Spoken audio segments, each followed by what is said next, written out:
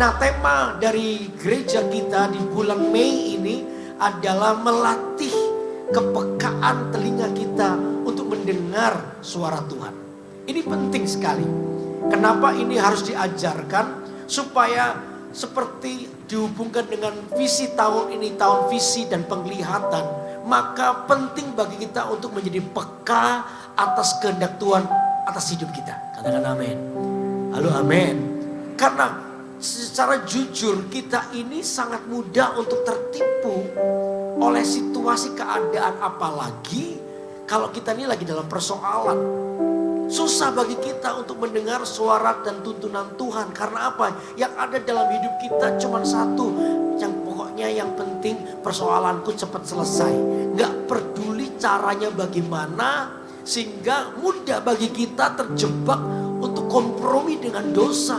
Menghalalkan segala cara demi pertolongan ada dalam kehidupan Anda untuk persoalan Anda. Justru menurut saya pertolongan yang benar adalah di dalam Tuhan. Halo, amin. Pertolongan yang benar datangnya daripada Tuhan. Karena itu perlu untuk kita itu memiliki telinga yang peka mendengar apa yang menjadi kehendak Tuhan.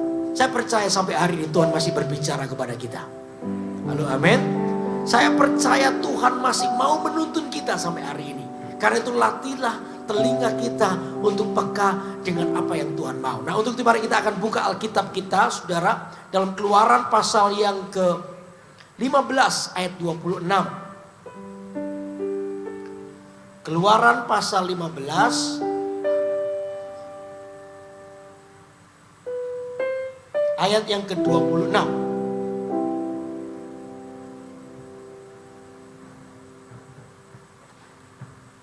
Cek ya. Keluaran 15 ayat yang ke-26. Saya akan bacakan buat saudara ya. Firman-Nya, jika kamu sungguh-sungguh mendengarkan suara Tuhan Allahmu dan melakukan apa yang benar di matanya dan memasang telingamu kepada perintah-perintahnya dan tetap mengikuti segala ketetapannya, maka aku tidak akan menimpakan kepadamu penyakit manapun yang telah kutimpakan kepada orang Mesir, sebab aku Tuhanlah yang menyembuhkan engkau. Tuhan itu berkata kepada orang Israel betapa pentingnya mendengar perkataan Tuhan dengan sungguh-sungguh. Karena itulah yang harus menjadi gaya hidup kita. Amin, saudara. Mendengar dengan sungguh-sungguh dengan mendengar itu beda. Saya sering kali bilang ini kepada jemaat. Ya, mendengar dengan sungguh-sungguh itu beda. Ya, saya mau ngetes nih. Ya, Cinghi tadi mana? Cinghi, Vincent. Vincent. Ya. Ini Vincent, saya kenal baik. Ya, oke, Vincent. Kau ini minta tolong ambilkan minum. Vincent mendengar perintah dari saya, betul? Vincent. Nah, oke, thank you. Nah, thank you. Ya, nanti ambil gajinya di Devi ya. Nah, Vincent ini mendengar omongan saya. Lalu yang dikatakan sungguh-sungguh dan tidak itu di sini loh. Kalau tadi dia tetap duduk di situ, berarti dia mendengar tapi tidak mendengar dengan sungguh-sungguh. Betul? Karena apa? Dia tidak melakukan perintah saya. Untung dia tadi mendengar perintah saya. Jadi hari ini dia melakukan dengan baik. Dia bukan hanya mendengar, tapi dia mendengar dengan sungguh-sungguh. Nah, Tuhan tuh berkata begini. Kalau kamu mendengar dengan sungguh-sungguh berarti begini loh. Kita ini bukan hanya mendengar, tetapi melakukan apa yang Tuhan mau. Itu mendengar dengan sungguh-sungguh. Dan Tuhan itu mau ketika kita mendengar dengan sungguh-sungguh yang terjadi adalah apa? Perubahan hidup. Katakan amin. Perubahan hidup kita itulah sebagai manifestasi dari kata mendengar atau kalimat mendengar dengan sungguh-sungguh. Kebanyakan orang, saudara, kita itu mendengar tapi kita gak mendengar dengan sungguh-sungguh. Buktinya apa? Hidup kita tuh gak berubah. Sekalipun tetap ke gereja, dikhotbahi tiap minggu, tapi hidupnya gak berubah. Saya percaya saudara hari ini Maaf. Ada yang kalau saya ngomong pakai mic begini, ada yang tidak mendengar? Halo?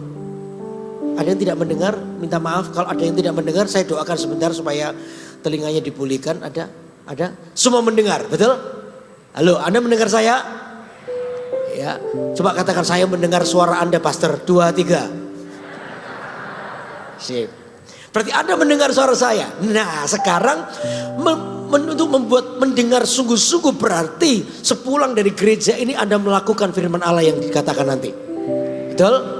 Itu katakannya mendengar dengan sungguh-sungguh. Berarti bukan hanya mendengar, tapi hidupnya berubah.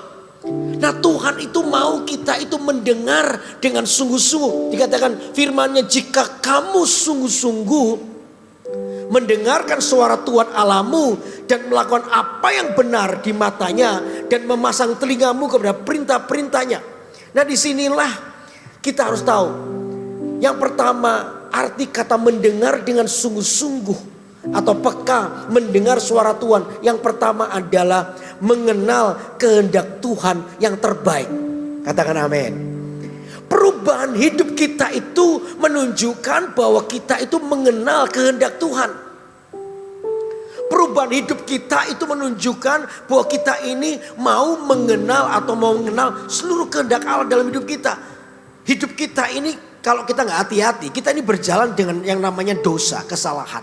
Tapi waktu kita mengenal kehendak Tuhan, kita tiba-tiba berbalik. Waktu kita mendengar dengan sungguh-sungguh, kita berbalik dari jalan kita yang jahat, lalu kita berjalan di dalam kehendak Tuhan. Berbalik. Maka tadi saya bilang, mendengar dengan sungguh-sungguh itu identik dengan perubahan hidup kita. Kalau Anda di sini mendengarkan khotbah saya, tapi hidupnya nggak pernah berubah, berarti Anda tidak mendengar dengan sungguh-sungguh. Halo, amin. Amin, saudara. Perubahan hidup kita, kita mengenal kehendak Allah, melakukan apa yang benar di mata Tuhan. Melakukan apa yang benar di mata Tuhan, bukan di mata kita. Kenapa saya perlu garis bawahi ini? Karena begini, saudara, apa yang menurut Anda baik itu belum tentu kehendak Tuhan. Makanya itu dikatakan melakukan apa yang benar di mata Tuhan. Karena apa yang menurut pandangan mata kita baik belum tentu itu yang dari Tuhan. Contoh di Alkitab ya, kita buka di Kejadian pasal yang ke-13 coba. Kejadian pasal 13 ayat yang ke-10. Nah, Kejadian pasal 13 ayat 10. Lihat ini. Lalu Lot melayangkan pandangnya dan dilihatnya lah. Jadi Lot ini melihat dengan matanya bahwa seluruh lembah Yordan banyak airnya. Seperti taman Tuhan.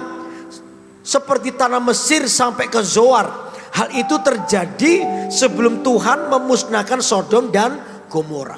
Nah, pada waktu itu saudara, Abraham itu diberkati. Dan terjadi ketika diberkati, waktu itu identik dan berkat itu adalah betapa banyaknya kambing domba. Yang peternakan mereka begitu banyak, luar biasa. Sampai satu saat saking banyaknya itu royoan. Royoan itu apa ya? Ya, royoan. Bahasa Indonesia royoan itu apa ya? Rebutan apa itu, rumput hijau, sehingga terjadi perkelahian antara gembala daripada Lot dan gembalanya Abraham. Lalu Abraham memutuskan, sudah kita pisah aja. Dan yang luar biasa, Abraham itu sangat rendah hati karena sebenarnya prioritas pilihan itu ada di Abraham. Abraham itu paman yang pertama. Yang kedua, Abraham itu yang ngajak Lot. Harusnya pilihan pertama itu harus terjadi di Abraham dulu yang milih, baru Lot. Tapi kali itu tidak. Lot yang diberi kesempatan, dan Lot dengan keserakahannya melihat, kata Alkitab, memandang lembah Yordan. Lembah Yordan itu tanah yang hijau memang, subur, banyak rumputnya. Dia pikir kalau aku pilih itu nanti kambing dombaku bisa makan kenyang di situ. Wah, itu lembah bagus sekali. Tapi Lot lupa bahwa kata Alkitab lembah Yordan itu dekat mana? Sodom dan Gomora. Dua kota yang begitu rusak, yang dosanya itu sampai ke langit. Lot itu demi kekayaan, demi memperkaya diri, Lot itu gak peduli itu. Dia cuma melihat dengan pandangan matanya bahwa lembah Yordan itu baik. Lot itu lupa peka dengan suara Tuhan. Lot itu cuma menuruti pandangannya sendiri. Dilihat matanya itu baik. Kehendaknya sendiri, dia lupa mempertanyakan kepada Tuhan. Lot hanya mengandalkan keserakahannya aja. Aku pilih lembah Yordan. Menurut pandangan Lot, lembah Yordan itu baik. Tapi Lot tidak menyadari atau menyadari mungkin tapi cuek aja bahwa lembah Yordan itu dekat dengan Sodom dan Gomora. Dua kota yang nantinya akan menghancurkan dirinya sendiri. Lot gak peduli. Dia lihat pokoknya ini baik. Akhirnya dia pergi ke sana, saudara. Dengan asumsi, oh aku akan bertambah kaya. Oh aku nanti akan bertambah sukses di situ. Lot lupa bahwa kalau dia nggak hati-hati dengan situasinya, dia cuma melihat menurut pandangannya baik, tapi belum tentu itu baik di mata Tuhan. Nah ini yang jemaat harus tahu. Kepekaan kita itu dimulai dari sini. Apa yang menurut Anda baik belum tentu dari Tuhan itu baik. Halo? Apa yang menurut Anda itu baik belum tentu itu baik di mata Tuhan, maksud saya. Belum tentu. Karena apa? Kita tidak lihat bahwa ini adalah sebuah kehendak Tuhan. Karena apa? Kita terabas saja ketika itu dosa adalah yang salah. Gak peduli, yang penting aku kaya, yang penting aku cepat kaya. Ini problem, saudara. Yang membuat kita tuh tidak bisa melihat atau tidak bisa peka dengan suara Tuhan. Karena apa? Kita tidak mengenal kehendaknya. Dan Alkitab sejarah mencatat setelah itu, Lot itu bukan hanya berkemah dekat Sodom, tapi Lot itu tiba-tiba diam di Sodom. Lalu bukan hanya diam di Sodom, dia duduk di pintu gerbang Sodom sebagai penatua kota. Lot mengizinkan dirinya diikat oleh Sodom. Budaya Sodom begitu luar biasa. Sampai akhirnya gaya hidup Lot juga berubah. Hatinya juga berubah sampai ketika Tuhan menghancurkan Sodom dan Gomora. Sudah diberitahu Lot, kamu dan keluargamu cepat lari dari itu. Karena doa Abraham waktu itu. Abraham kan doa, Tuhan kalau ada 5 orang masa atakan Tuhan tetap menghancurkannya. Ya. Akhirnya Tuhan berkata mengingatkan Lot. Lot dan keluarganya keluar. Pergi dari kota Sodom dan Gomora. Tuhan mau menghancurkan kota itu. Sudah diberitahu. Tapi masih ingat ceritanya apa? Si istri Lot hatinya ke hartanya.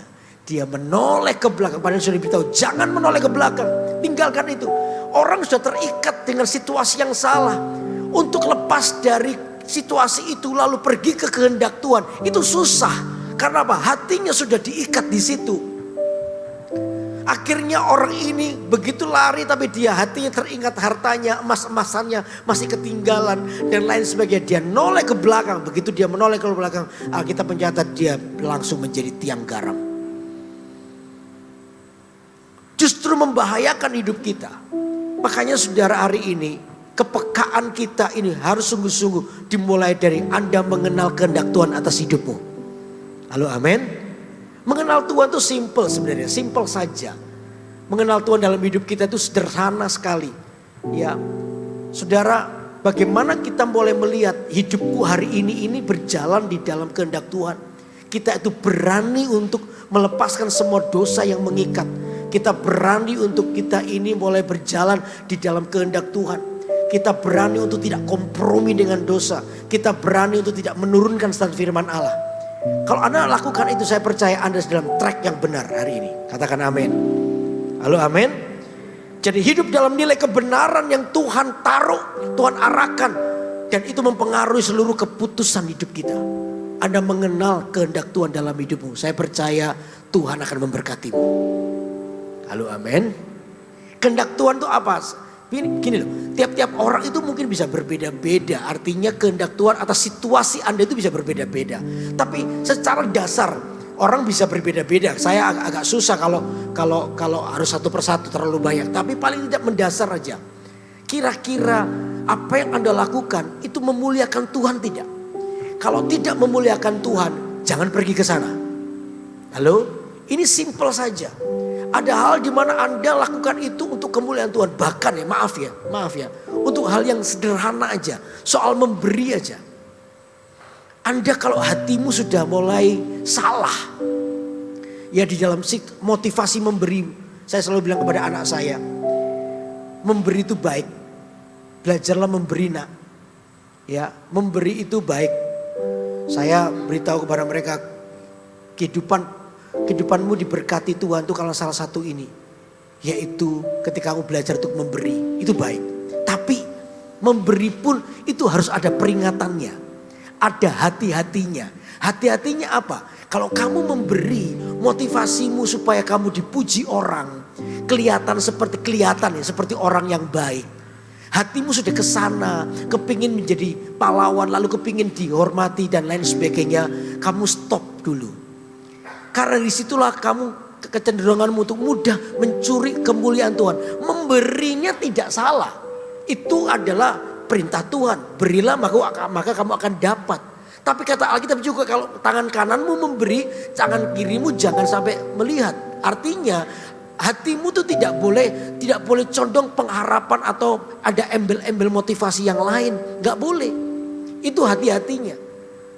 Jangan cuma mau dikenal sebagai orang yang baik lalu kamu pengen dipuji, dihormati gara-gara memberi. Gak boleh. Hati-hati untuk jaga hatimu di situ ya nak. Saya bilang sama anak saya, iya pak. Memberinya tidak salah, harus. Tapi ingat, jangan sampai kamu mencuri kemuliaan Tuhan di dalam memberi itu. Ada ngerti maksud saya? Halo, ada ngerti maksud saya?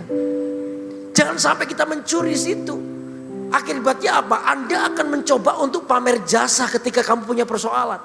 Makanya termasuk memberi dalam pelayanan, termasuk dalam gereja juga. Ya, ada orang-orang, saya berkali-kali ketemu dengan orang-orang yang punya masalah dalam hal ini.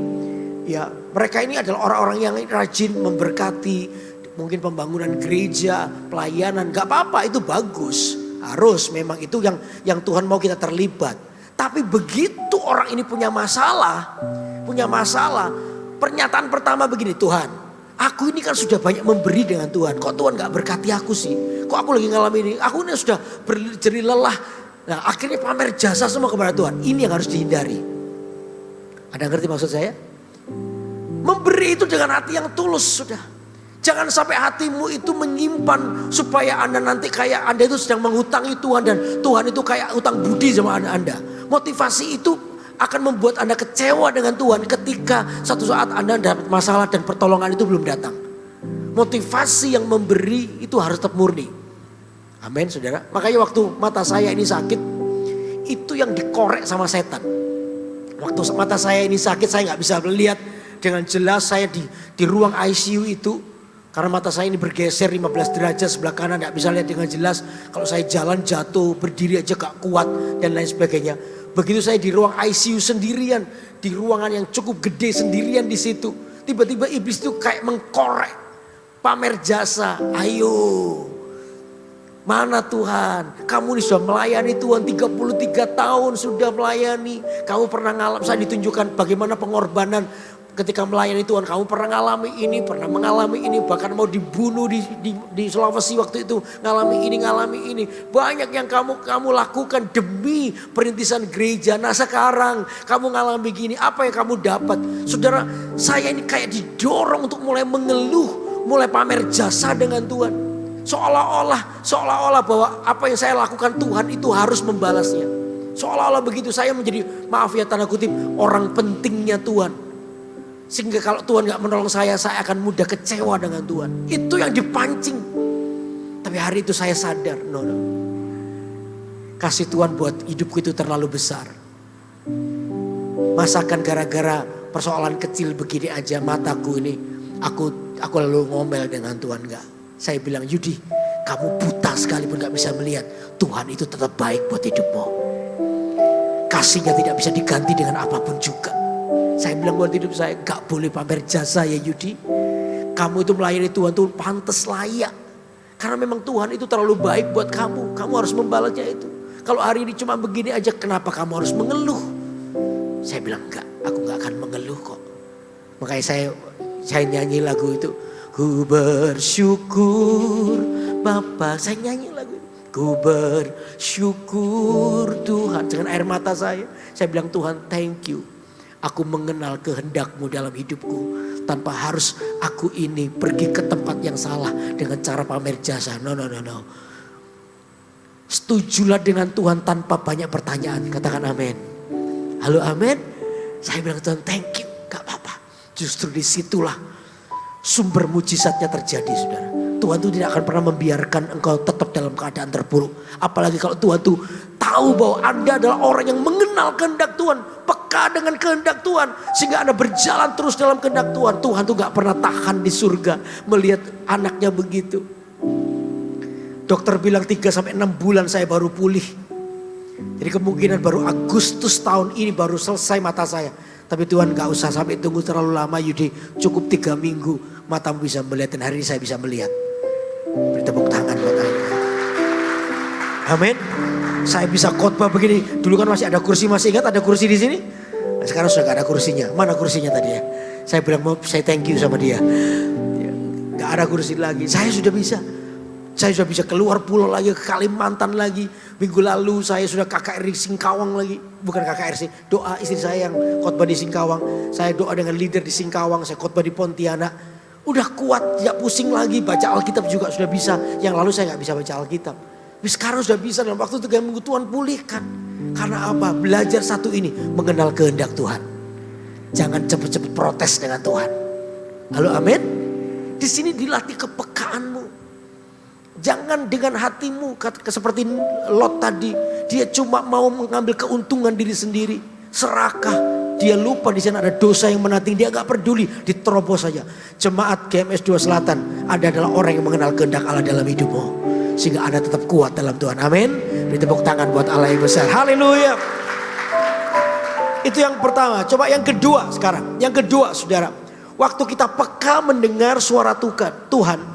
Waktu kita peka mendengar suara Tuhan. Yang pertama adalah mengenal kehendak Tuhan yang terbaik. Lalu yang kedua apa?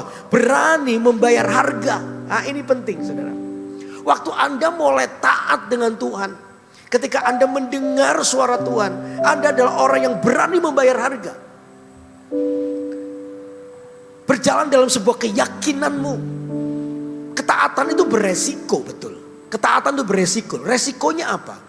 Waktu Anda taat itu mungkin ada banyak tantangan yang akan Anda hadapi. Karena apa? Ketaatan itu beresiko. Saya pernah waktu dulu SMA, ya beberapa orang sudah mendengar cerita saya. Waktu SMA itu saya ini bertobat sungguh-sungguh, kelas 1 SMA saya bertobat sungguh-sungguh.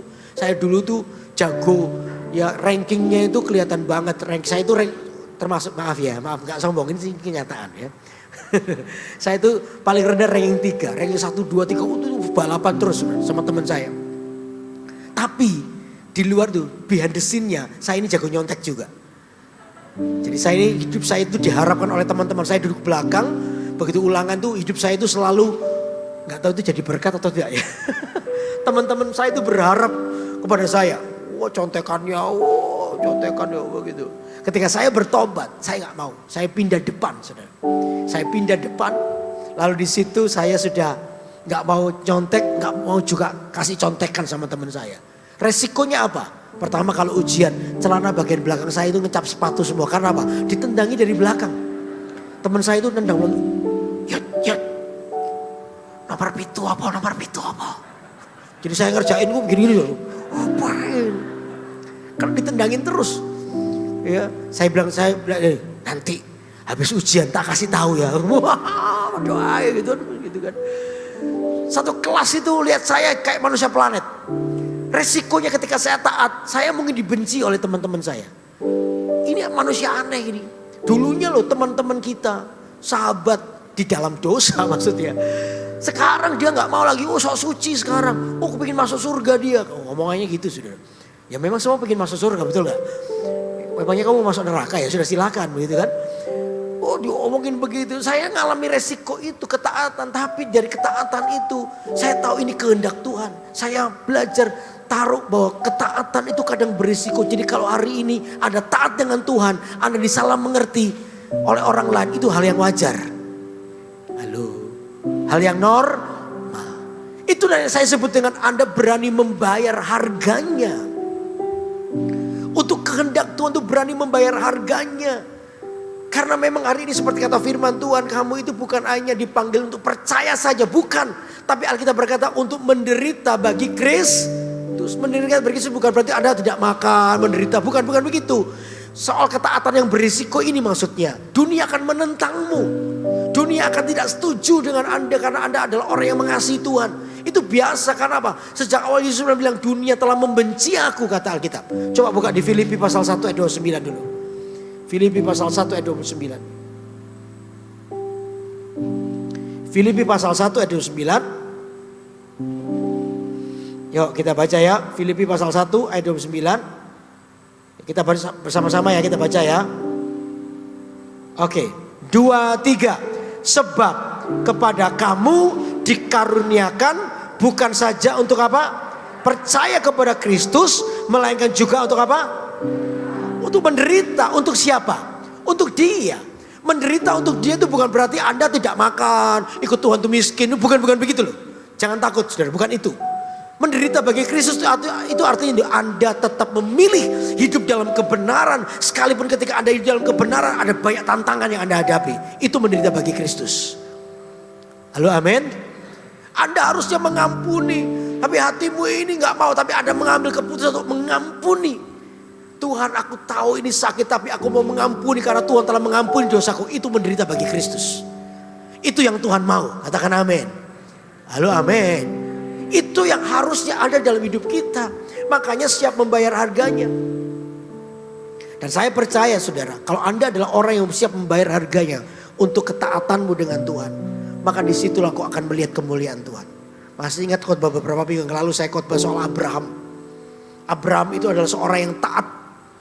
Ya, kalau kita baca dulu sebentar ya. Yuk di Kejadian pasal 22 sebentar, kita kembali. Kejadian pasal 22.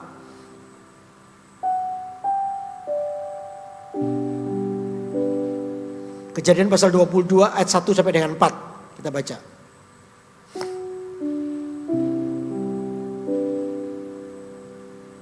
Ya, Kejadian pasal 22 ayat 1 sampai dengan 4.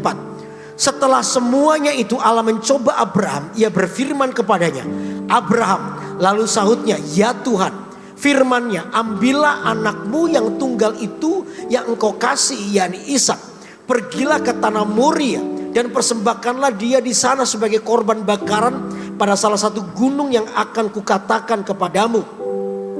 Keesokan harinya pagi-pagi bangunlah Abraham, ia memasang pelana keledainya dan memanggil 2 orang bujangnya beserta Ishak anaknya. Ia membelah juga kayu untuk korban bakaran itu. Lalu berangkatlah ia dan pergi ke tempat yang dikatakan Allah kepadanya. Ketika pada hari ketiga Abraham melayangkan pandangnya, kelihatanlah kepadanya tempat itu dari jauh. Jadi ini firman Tuhan kepada Abraham. Saudara, Abraham itu punya anak di usia 100 tahun. Janji Tuhan buat Abraham untuk punya anak. Abraham usia berapa, masih ingat? Yang lalu saya pernah sebutkan. Usia berapa? Usia berapa? Abraham itu terima janji Tuhan. Abraham, anakmu akan seperti bintang di langit dan pasir di tepi laut. Itu umurnya 75 tahun. Ingat ya, nanti ujian berikutnya keluar loh ini. Umur berapa? 75 tahun. Nah, Sarah itu umurnya 65 tahun, selisih 10 tahun. Lalu ditunggu-tunggulah janji anak itu oleh Abraham. Dari Tuhan itu ditunggu. Setahun, 2 tahun, 3 tahun, 4 tahun, 5 tahun, 6 tahun. Waduh, gak datang-datang sudah. Tepat Abraham usia 100 tahun. Baru Sarah hamil. Jadi Abraham umur berapa? 100 tahun. Berarti 25 tahun kemudian. Lalu si Sarah berarti umur berapa? 90 tahun. Lalu tiba-tiba hamillah Sarah. Ini luar biasa. Kalau keluar di surat kabar itu pasti menghebohkan se-Indonesia itu pasti. Nenek-nenek 90 tahun hamil dan melahirkan dengan sukses. Akhirnya lahirlah si Ishak itu. Waduh saudara, Abraham pasti senang, ini anak 25 tahun ditunggu-tunggu. 25 tahun bukan waktu yang singkat loh. Itu mesti menunggu, kalau pernikahan itu kawin perak dulu baru punya anak. 25 tahun punya anak, wah senangnya luar biasa. Dan Abraham tuh orang kaya pada zaman itu. Pastilah kasih pampers yang paling bagus pada zaman itu. Kalau ada pampers. Ya, kalau dikasih susunya merek apa juga nggak tahu. Ya, mungkin belum ada merek. Mungkin langsung dicepkan ke sapinya mungkin itu kan. Sapi yang paling terbaik ya. Ayo. Karena pasti Sarah sudah nggak bisa nyusui pasti ya. Peok apa soalnya itu kan. Sudah nggak bisa sudah. Jangan bayangkan ya, nggak usah dibayangkan. Udah percaya saya aja, 90 tahun tuh pasti ya udah. Nah, ya kasih susu yang paling bagus dan akhirnya Ishak ini bertumbuh dengan bagus, bertumbuh dengan baik luar biasa. Nah, tiba-tiba kejadian 22 muncul. Kejadian 22 itu muncul itu Ishak umur 14 tahun. 14 tahun kelas berapa? 2 SMP. Tiba-tiba Tuhan berkata begini, Abraham, persembahkan anakmu di Gunung Moria. Wih, persembahkan anakmu di Gunung Moria. Abraham mungkin, waduh, kok bisa? Ini kan cikal bakal dari janji Tuhan. Ini kan cikal bakal dari janji Tuhan, keturunan aku seperti bintang di langit dan pasti di lautan. Sekarang kok diminta? Dan Abraham tahu arti kata persembahan itu berarti sacrifice. Harus ada yang dikorbankan. Dengan kata lain Abraham akan bunuh anaknya sendiri di tangannya sendiri, lalu persembahkan itu untuk Tuhan. Waduh saudara, ini kan bukan hal yang mudah. Tapi Alkitab berkata Abraham tidak banyak bertanya. Dia tahu kehendak Tuhan. Dia taat pada kehendak Tuhan. Sekalipun ketaatan itu beresiko. Resikonya apa? Dia kehilangan anaknya, betul? Ini resiko yang cukup berat. Tapi Abraham waktu itu tidak pernah dikatakan di Alkitab bertanya sama Tuhan. Tuhan serius tak? Ini kan anakmu, masa Tuhan mengambil? Enggak begitu saudara. Oh Tuhan kok gak sayang sama saya. Tuhan memberi, Tuhan mengambil yang gak tahu malu Tuhan itu. Mungkin begitu. Enggak begitu saudara. Abraham diam aja. Dia bawa anaknya bersama dengan bujangnya. Lalu dia pergi ke sana. Kata Alkitab hari yang sampai hari yang ketiga. Berarti berapa hari? Dari rumahnya ke Gunung Moria berapa hari? 3 hari. 3 hari itu tanpa penghiburan. 3 hari itu tanpa perkataan kekuatan. Kalau Anda punya masalah, Anda masih punya ketua CG Anda, atau mungkin bisa datang kepada saya, telepon Pak Yudi, minimal saya doakan Anda. Minimal ada kata-kata penghiburan atau kasih ayat-ayat menguatkan Anda. Anda bisa begitu. Tapi Abraham 3 hari Tuhan itu diam. Tidak di tengah-tengah jalan Tuhan bilang, tenang Abraham, aku cuma guyonan tok kok, ya, gak serius gitu. Nggak begitu saudara. Jadi waktu Abraham bawa anaknya itu di dalam sebuah kepastian dia akan bunuh anaknya dengan tangannya sendiri. 3 hari tanpa penghiburan, tanpa kekuatan. Wow, saudara bisa bayangin hatinya Abraham itu begitu sepi, merasa sendiri, nggak ada yang menemani, nggak ada yang menguatkan, nggak ada yang tahu, bahkan bujangnya juga atau bahkan Ishak juga nggak tahu bahwa dia akan menghadapi demi taat kepada Tuhan. Orang ini adalah orang yang terus berjalan di dalam keyakinannya. Saudara, peka dengan kehendak Tuhan itu, taat. Ini saya ngomong soal universalnya ya, enggak yang detail. Anda adalah orang yang belajar untuk taat kepada Tuhan tanpa banyak pertanyaan. Katakan amin. Makanya ketika saya ngalami itu, saya ini dipancing untuk mengeluh dan mempertanyakan, kenapa ya Tuhan? Kok aku begini? Itu pertama. Yang kedua juga, nanti jadwalku ini semua, ini jadwal saya ini penuh setahun ini, nanti ketercancel semua. Kasihan jemaat dan sebagainya. Kalau saya ngomong alasan rohani, kasihan jemaat nanti. Ya saya ini gembalanya nggak dikasih makan. Bahkan waktu Pastor Philip di sini saya nggak ada. Itu pas saya di ICU itu. Waktu Pastor Philip khotbah hari Minggu, Pastor Philip khotbah di sini awal yang lalu itu, saya lagi di ICU itu. Pastor Philip sampai udah Yudi nggak saya umumkan ya, nanti terjadi kegaduhan di jemaat. Ya nggak usah, jemaat nggak usah tahu, nggak apa-apa deh. Ya tenang aja, ya gitu. Tapi tetap bocor, jemaat akhirnya tahu semua kan ya. Nggak tahu siapa yang membocorkan. Jadi angkat tangan jemaat semua. Biar tak foto sebentar. Ya kan. Akhirnya begitu. Ya Abraham ini sendirian di tengah-tengah situasi yang ada. Saya dipancing untuk ngomel, saya dipancing untuk tadi saya bilang saya mengeluh dengan Tuhan. Tapi saya mengambil keputusan seperti Abraham, enggak Tuhan. Aku tetap setuju dengan apa yang terjadi dalam hidupku, asal bukan karena dosa ya. Kalau karena dosa saya minta ampun sama Tuhan. Tapi kalau karena sesuatu hal, aku setuju dengan Tuhan tanpa aku harus mengeluh. Saya ini datang ke dokter periksa jantung. Jantungnya sehat normal, malah kena matanya. Ini gak ada hubungannya sebenarnya. Tapi ya sudah, ya tetap ada hubungannya sih. Saya dipancing untuk tapi saya gak mau mengeluh. Saya tetap bersyukur kepada Tuhan. Saya bilang thank you Tuhan. Thank you Tuhan. Saya masih ingat waktu awal saya pulang ke rumah. Saya nangis karena 2 hal. Yang pertama, saya tuh gak bisa baca Alkitab saudara. Gak bisa baca Alkitab karena mata saya tumpuk-tumpuk mata saya nggak bisa lihat. Lalu yang kedua, saya itu pingin melayani Anda. Saya ingin menyampaikan firman bersama dengan Tuhan. Aku kata dokter 3-6 bulan lagi baru sehat. Berarti nanti bulan Agustus, Juli Agustus baru bisa pelayanan. Aduh Tuhan, saya minta kesempatan Tuhan. Boleh gak melayani Tuhan? Aku gak mengeluh tentang keadaanku, enggak. Tapi kasih kesempatan aku melayani. Nanti gak apa-apa, aku siap membayar harganya kok. Itu hari Rabu Kamis, tiba-tiba Jumat malam ya. Pembicaranya harusnya Pak John Lee dari Balikpapan. Itu khotbah di sini. Hari Jumat malam dia telepon. Dia beritahu istri saya, Ci, sorry ya Ci, aku positif COVID-19 Ci.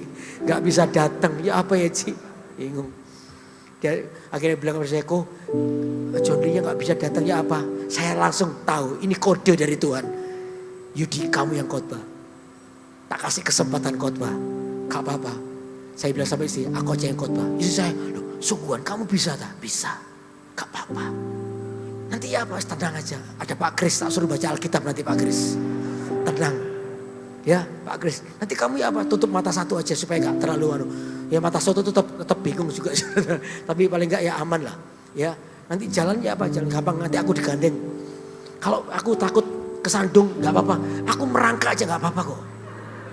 Serius, saya mengatakan nanti kalau gak ada yang gandeng aku tak merangkak ya gak apa-apa supaya aku gak jatuh. Nanti aku tak khotbah, tak pegangan ini gak apa-apa kok. Siapin kursi aja, nanti aku kalau capek aku duduk. Kalau enggak aku tak berdiri lagi. Ya, istri saya sampai sungguh atau iya gak apa-apa. Pokoknya aku mau melayani Tuhan, aku gak mau mundur sekalipun. Sedetik pun aku gak mau mundur. Saya mau tetap melayani Tuhan. Dalam kondisi yang sangat terbatas, I don't care. Saya tahu jemaat pasti mengerti keadaan saya. Gak apa-apa. Oke, sudah saya berjalan, saya berusaha tegar itu. Ya pelan-pelan ya, nunggu kesandungan gak enak sudah. Saya duduk di situ, saya pelan-pelan, waktu naik step itu saya pelan-pelan. Saya mau digandeng, saya bilang gak usah. Saya malu. Ya, tenang, saya pelan-pelan, saya pelan naik. Di sini pun saya khawatir saya nubruk gini loh saudara. Jadi saya pelan terus di sini. Akhirnya saya berdiri di sini, Anda tahu ya, mata saya itu berdiri. Lalu saya setengah-tengah tubuh saya bilang, saya beriman nanti mata saya akan terang. Saya pegangan ini, kalau saya capek saya duduk. Itu kebaktian 1 saya masih duduk, kebaktian 2 malah lupa saya. Gak duduk. Saking semangatnya saya lupa ada kursi di sini. Sampai pulang, ada kursi, lupa kalau saya harus dudukin. Saya ada kursi nganggur di sini. Ya kan? Akhirnya saya khotbah selesai. Waktu tengah-tengah khotbah itu ternyata ada banyak jemaat yang nangis. Saya baru tahu karena saya gak bisa lihat. Ya waktu saya keluar, saya disalami, didoain dan sebagainya, banyak nangis. Saya tanya, nangisnya karena pengurapan? Bukan, karena sakno dulu pendeta nih. Ternyata bukan pengurapan, malah sakno pendeta mati tinggal 1.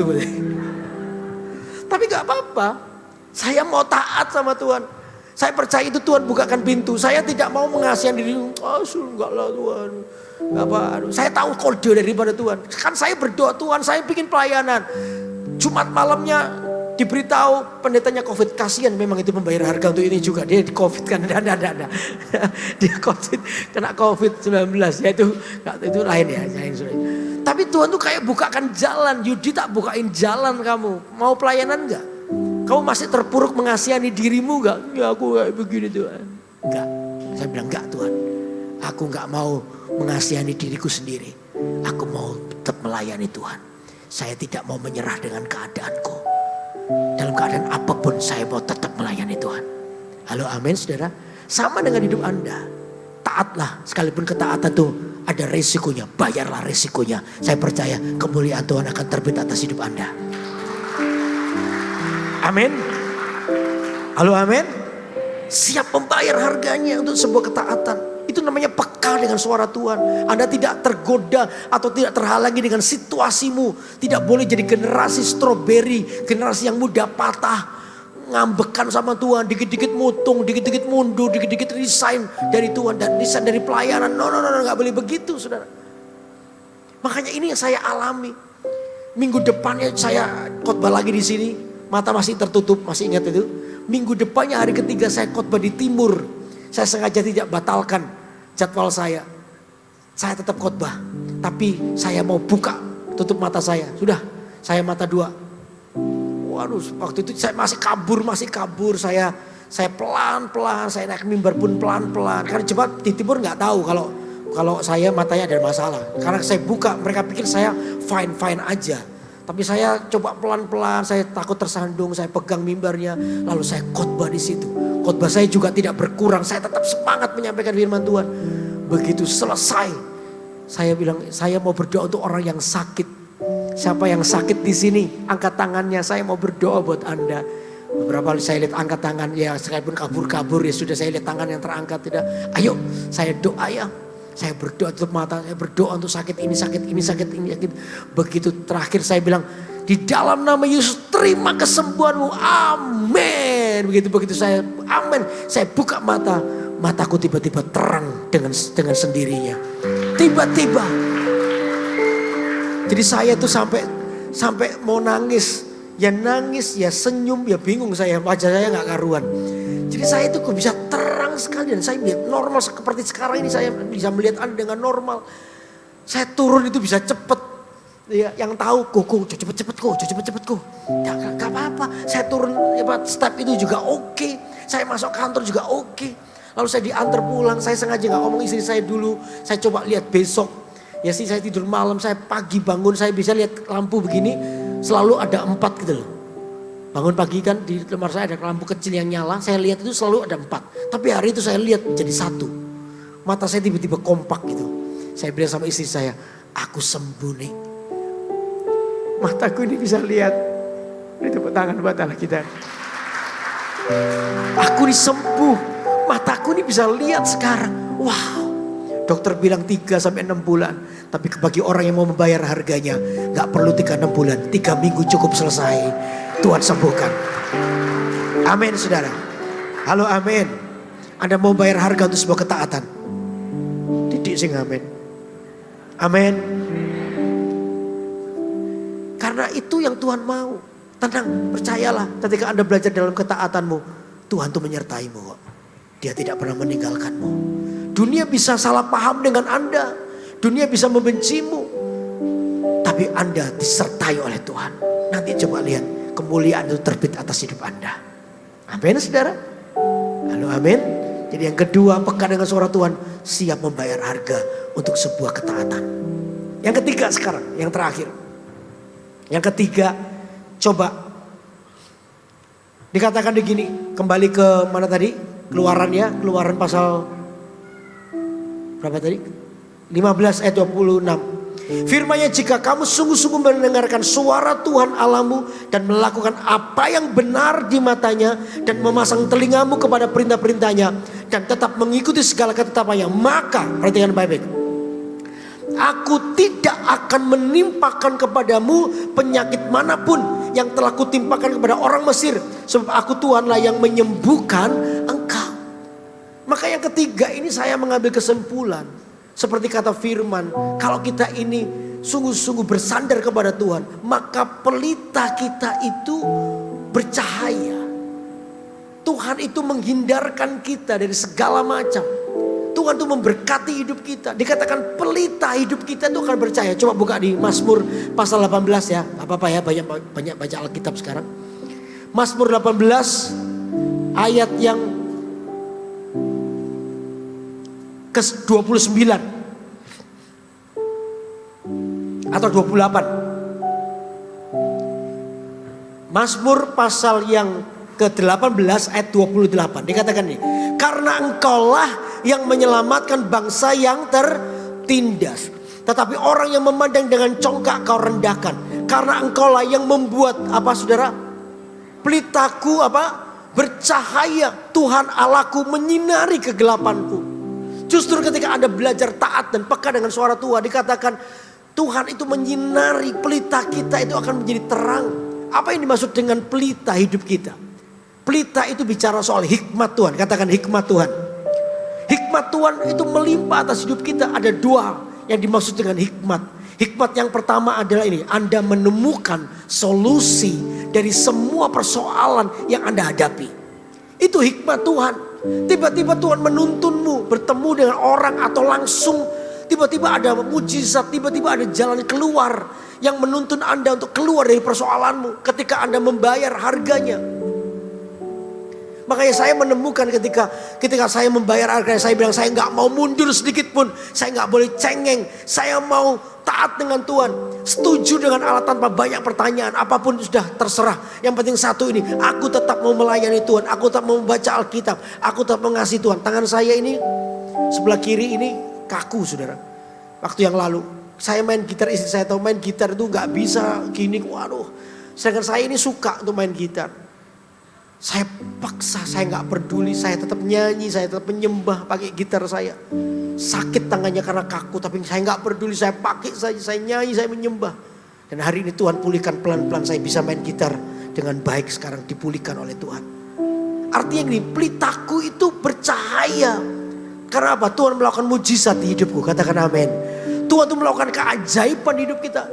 Pelita kita tidak akan pernah padam, pelita kita akan bercahaya terus. Karena hikmat Allah membuat kita menemukan jalan keluar. Hikmat Allah membuat kita ini menemukan sebuah solusi hidup. Tiba-tiba aja mujizat terjadi. Saya pernah konseling, ada orang konseling dengan saya. Ya di tengah-tengah dia mengalami penipuan, perusahaannya ditipu sekian puluh M. Pada waktu itu cukup gede. Dia stres berat. Lalu dia datang kepada saya, gimana ya Pak Yudi? Saya menjelaskan tentang firman Tuhan hari ini, bagaimana kamu itu belajar bersyukur dengan apapun. Ya, percayalah ketika Anda bersyukur itu, Tuhan itu ditinggikan. Kalau Tuhan ditinggikan, maka Tuhan yang menghandle hidupmu. Katakan amin. Waktu itu dia diberikan hikmat oleh Tuhan untuk buka satu usaha yang lain. Usaha yang sederhana yang menurut dia, aku ini gak terlalu expert, tapi saya mau belajar karena peluang itu yang dibuka. Dia belajar. Dia belajar. Ternyata justru usaha yang baru itu ternyata menolong utang yang usaha pokoknya ini. Tengah-tengah konseling itu, tiba-tiba dia dapat telepon dari satu buyer. Dia bilang, minta maaf dengan Pak Yudi, saya minta maaf ya, tak terima dulu ya. Ini mungkin penting karena ini dari buyer saya yang besar Pak. Oh gak apa-apa angkatan. Diangkat, ternyata bayarnya itu order, buka PO ratusan juta. Wah luar biasa, dia sampai kaget. Oh ya Pak. Pada waktu itu ya ratusan juta gede. Ya hari ini ya gak gede juga sih. Ya itu gede, oh ya Pak. Begitu selesai itu dia bilang, kok aku ngalami mujizat. Ini barusan order, buka PO, jumlahnya sekian. Wah ini kalau dibayarkan utangku ini hampir lunas kok. Wah saya bilang, wow luar biasa kan. Tuhan itu memberikan jalan keluar. Ketika kamu bersyukur, jalan keluar itu terbuka. Amin. Tapi justru ketika kamu ini mengomel-ngomel dengan Tuhan, marah dengan Tuhan, hidupmu itu jadi gelap, pelitamu itu padam. Tapi bersyukur dan taat kepada Tuhan, pelitamu itu jadi terang dan Anda bisa melihat pertolongan Tuhan buat hidup Anda. Tiba-tiba aja karena kita gak ngerti Tuhan itu punya cara, 1001 cara yang ajaib untuk menolong hidup kita. Kita bahkan gak pernah sadar tiba-tiba kok bisa begini yang luar biasa. Itu hikmat, amin. Itu hikmat Tuhan yang menolong kita. Lalu yang kedua arti kata hikmat adalah Anda belajar nilai pertumbuhan rohani. Sehingga dari Anda taat tadi, peka dengan suara Tuhan tadi, Anda akan mengalami namanya pertumbuhan secara rohani. Saya Kristen, bukan hanya papa atau mama saya Kristen. Engkong saya Kristen, bukan. Saya Kristen karena saya berjumpa dengan Yesus secara pribadi. Halo amin. Itu yang tidak akan pernah bisa dipisahkan dari hidup kita. Nilai itu yang kuat, nilai itu yang akan menolong hidup kita untuk apa? Untuk kita menjadi orang Kristen yang tidak gampang dibeli oleh dosa. Dan itu yang membuat kita tuh mengalami kemenangan, saudara. Di tengah-tengah Anda punya persoalan, Anda tidak mudah menurunkan standar firman Allah. Karena apa? Anda punya prinsip nilai firman Allah yang kuat di hidupmu. Aku begini memang, aku punya persoalan memang. Tapi ini bukan jadi alasan bagi aku untuk kompromi dengan dosa. Gak akan. Saya percaya kalau orang-orang seperti ini, Anda akan mengalami tuntunan Tuhan. Sehingga telingamu menjadi peka dengan Tuhan dan hidupmu akan memuliakan Tuhan. Halo amin saudara. Jadi ada 3, yang pertama apa? Apa? Pegang coba.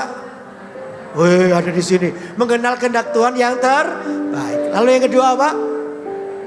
Berani membayar harganya. Lalu yang ketiga apa? Pelita hidup kita akan bercahaya. Saya percaya kalau ini yang terjadi, hidup kita akan jadi berkat bagi orang lain dan hidup akan dikuatkan. Beri tepuk tangan buat Allah kita.